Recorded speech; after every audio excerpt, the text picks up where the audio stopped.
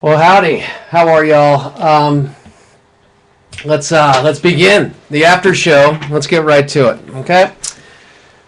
I didn't get to a lot of what I wanted to talk about tonight because, well, we hit the minimum wage and Elizabeth Warren. I remember Bob Dole said something like, "Where's the outrage? Where's the outrage?" And I see so many things that are under attack, and I see that the mainstream media has attempted to define the opposition to its ideology, which is far left, statism, socially liberal. And in my flesh, I'm sitting there and it's frustrating because I think what gets me is what I stand for and what many of you who are watching and listening is not really hard to translate into how it is positive, how it is healthy, how it is good for society. And I think that's the struggle, because it's being portrayed as something that's not.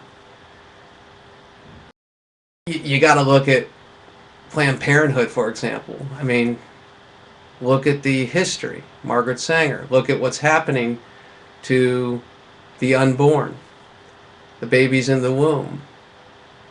And those who are pro-abortion, in the defense of abortion, have defined people who are pro-life as being anti-woman. I mean, at some point I just go, what? What are you talking about? No, I'm pro-child, I'm pro-life. I mean, and then you look at what abortion does, and you look at the psychological consequences. You look at the health and the sense of physical health. You look at the destructiveness, and you say, well, how on earth is this happening? It's somehow things are upside down. And I speak from the heart, as you all know. There comes a point where you sit back and go, really? When we talk about marriage, it's another thing with marriage of saying that, advocates for homosexual marriage will say that they are just experiencing what Black Americans experienced with their struggle to become equal under the law. And I say skin color, gender. Skin color, sexual behavior. Sorry, there's no difference in somebody, be they black, white, no difference. There are very big differences between men and women, and they're beautiful differences. I mean, that's the part of this. I don't get it. I don't get the fact that somehow if you're described as a hater because you believe something is immoral, because as a Christian, you look at sinful behavior and you say, no, I don't want to encourage that. But it's popular. Well, what's popular is not always right. And what's right is not always popular. But you can win elections. You can get more people in power who think along the same lines with you on other issues like economics. At what cost? What have I won? As a conservative, what have I won? Well, government has no place. Well, government's already there. One, government has a place in how children are raised, because if you look at societal costs and the breakdown of the American family, certainly we all pay for it and we have an interest and a vested one in that. Well, it's your morality. Well, morality is an expression of law. I mean, that's what law is. You're legislating morality. It won't have an impact, and that's just ridiculous. because these things don't happen in a vacuum. Well, you know, you're judgmental. Well, I think we all make judgments, certainly, but I don't say it pointing down at people. I say it looking up to God, recognizing that I am just as much a sinner as anybody else. And as a Christian, the only thing that separates me from my sin is the blood of Jesus. I'm no more deserving of his grace, but that's not going to change the reality. That's not going to change the truth. That's not going to change what the Word says. It's not going to change the fact that it's not natural in the sense of normal. And we can't even say that anymore. Oh, it's perfectly normal. Men and men and women and women. Oh, perfectly normal. Really? Really? That's normal. Now we have to deny that there is normal. Nothing's normal. I mean, it's just, it's silly. And then you get the intolerant thing, and you say, okay, well, look, I think the intolerance is being projected on from the other side because they can't tolerate our free speech on the issue, and getting out there and talking about the free speech on the issue, talking about the discussion, and getting involved in the discussion. You know, highlighting the topic, talking about the discussion, highlighting the topic, but getting involved in the discussion and advocating for what we believe in. And then that's intolerance. Now, acceptance to say this is right, this is not sinful, this is something that I want to promote. You're right. I'm not going to accept it. I'm going to tolerate it. And again, I don't view somebody else as any worse or any better for that matter. If they're a friend, if they're part of my family, as a Christian, I can speak truth in love. I can love them as I love thy neighbor. As I love myself, I can love thy neighbor as I love myself. I can do that. You see, what I'm getting at is there's something very, very wrong with what's going on in our discussion. And now it's become this overall movement of people have evolved. Well, what has evolved? Has the truth changed? Well, I didn't realize I was making a decision for people close to me, and now I understand it differently. So when you come up with these points of view, let me get this straight. When you take a position, you're not evaluating. You're making it as if it's an arm's length decision and it doesn't impact you or the people that you love. And if it does, then you're going to sacrifice your principles, at least the ones that you've espoused. I don't get that. And I don't like how it's being forced on our kids, frankly. We all hate bullying in the sense of hate the behavior, dislike it, don't want to promote it, think it's wrong, but why do you have to introduce sexuality in there? And why do you have to have special days outlining and specifically talking about sexual behavior? Why is it that you have to go to the Boy Scouts and say you must violate your belief because you don't believe like we do? You must violate it, and you must deny what your organization stands for and has stood for. Well, Crane, if it's wrong, like if it's racism, it's not. You see, it's not racism. That's the thing. Racism is odious, yes, absolutely. We all agree, except for the people who end up on the Jerry Springer show. They wear their little Black Panther hats with their sunglasses and military fatigues, and the people that go to the white sale and forget that it's about sheets that should be on a bed and start wearing them and burning small teas on people's lawns. I mean, who are these idiots? They're not representative of the vast majority of us, and they're certainly not analogous to people that oppose homosexual marriage. And I guess what is happening here is there's a big push, and people have defined the issue along the lines that I just spoke of, in the sense of race and sexual behavior, which is different. Race and gender, big differences between the genders, big. Denying that there is a normal, that there is a natural. And by redefining marriage, changing it completely, where it is no longer marriage. And it's all because, I mean, you got a lot of people that are hurting. This is what I hear of the struggles one has and all that. I get that, and I'm sorry for it. I pray for them, and I pray for healing, certainly. I don't want to see people in pain, but they've brought that out in front and center, and here you have to deal with it, and you have to make it right, and you have to deny what you believe in. And if you don't, you're a hater, you're a bigot, you might as well put on a white sheet, you might as well put on a beret and some sunglasses. I mean, that's ridiculous. To speak your mind. So, I believe in the debate, the discussion. I believe that, number one, I think that inevitably the issue of abortion and the changing of the definition of marriage is going to be decided through a vigorous debate, one that is respectful, but also one that allows for people to speak the truth. I believe in a constitutional amendment defining marriage between a man and a woman, but I believe in the process it takes to engage in that discussion.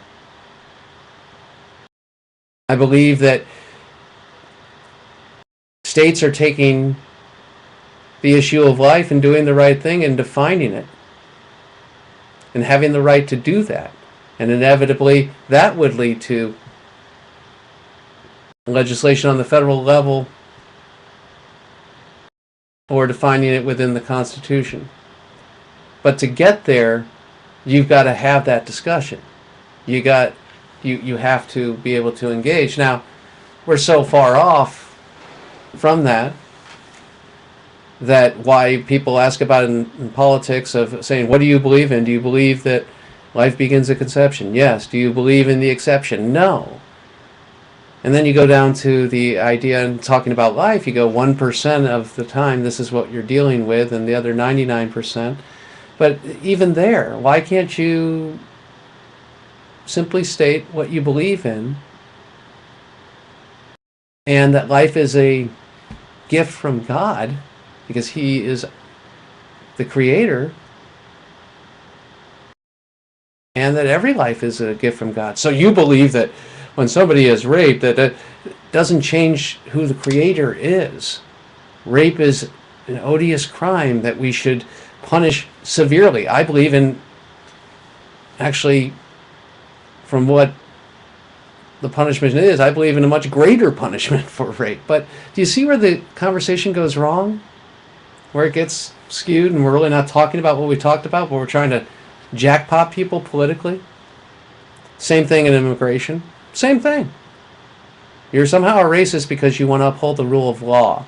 You're somehow a racist because you outline what has happened to the welfare program, the welfare states, and participation in these government programs, and what it's doing, and what it is encouraging, and what it becomes inevitably, and how it manifests politically as you are known. You get your power from a particular group based on your race or ethnicity, and that is not equality under the law, and that's certainly not what America is about, identity politics. But there are those who say, you know what, to win, we should play the identity politics, and it's really compassionate to do this. Not really, because you're encouraging it. You're going to encourage more of it. We saw this in '86. We saw this in what you do is you say, they'll reach a threshold at some point, keep coming in illegally. Meanwhile, people who are attempting to do what the federal government's supposed to do, which is enforce the border, they're called reactionary. And they always talk about enforcing, border enforcement. They haven't. And verification, you can do it with E-Verify. But I don't think there's compassion in creating a subclass of people and a, quote, path to citizenship, encouraging others and undermining those who have played by the rules. You can't take I mean, the rule of law is foundation to what we have here in this country. You can't go into the foundation to pull out something and say we're going to compromise that and not have a consequence of the destructive nature of it by politicizing it. Inevitably, that's what's happening. But you'll win elections. Win what? We're not embracing what we believe in, and if we win, we're rejecting it, and we're sacrificing our principles. Those of us who have these viewpoints.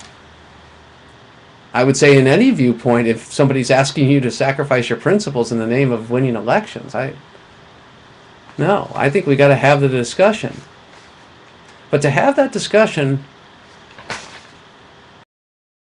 we've got to be respectful and, for lack of a better word, we've got to be fair. I mean, and what's going on right now is unfair, and I get it, it's the world, whatever. My only point is that how do you cut through all this is a discussion and telling the truth. And the best way to do that is to not only be informed, but know why you believe in what you believe in, why it's the right answer, why life in the womb deserves protection. People understand what happens, perhaps they'll change their hearts and minds. I hope so, because I see their reaction to heinous events that are outside the womb, to children, to people who can't defend themselves. See, I believe the culture of life. I believe in the culture of family. And in the culture of family is the culture of marriage. Man and woman. A father and a mother. If you want to look at what's happened to our country and the disaster which has taken place, you can trace it back to the idea of removing the father and allowing the state to come in to remedy that in the name of compassion, in the name to help other people, but not really realizing that they're incentivizing the very thing they want to prevent. Maybe some are, and maybe some people know, maybe some people don't, but the bottom line is you got to look at how the policy moves. I say all of this with the hope that you understand my heart, which is to be respectful. But being respectful and being honest are not mutually exclusive. They can. So you can have both. What's really sinister is that people would take this or other things that are said and twist them into things that they're not. And say they're hate. We know what hate is. Hate, Westboro Baptist Church, that's hate. We all reject that. Hate is hanging people from cranes in Iran because they're homosexual. Or stoning alleged adulteresses. It's hate. You know. Or with women in particular, doing horrible things to them and making them second-class citizens. That's hate. It's awful, and we can speak out. You want to see hate? Go to the Middle East and see how Christians are treated. Look at the attacks. You want to see hate? Yeah. Look at the protections of Christians in Islamic majority countries. Where you want to look at the doctrine of Islam. You want to look at hate and you want to stop it, you would probably reach out, speaking of Islam, to reformers in Islam, like Dr. Zuhdi Jasser. But you don't deny truth. You don't say everybody's guilty, so none of us are guilty. No, you get to the source of it. You want to see hate? Look at how Israel's treated. That's hate. Distortion? Look at what has happened to Israel. The way they're portrayed on the world stage. That's hate. That's distortion. Calling it a conflict as opposed to a war for the survival of Israel against terrorists who want to push them into the sea and won't recognize them and think of them as subhuman.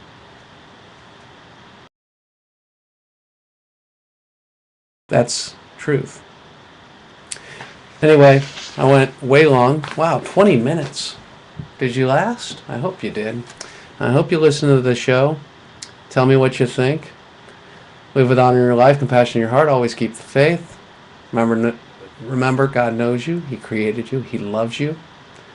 He has a plan for you, and you're worth it. Thank you. Crane Durham is nothing but truth.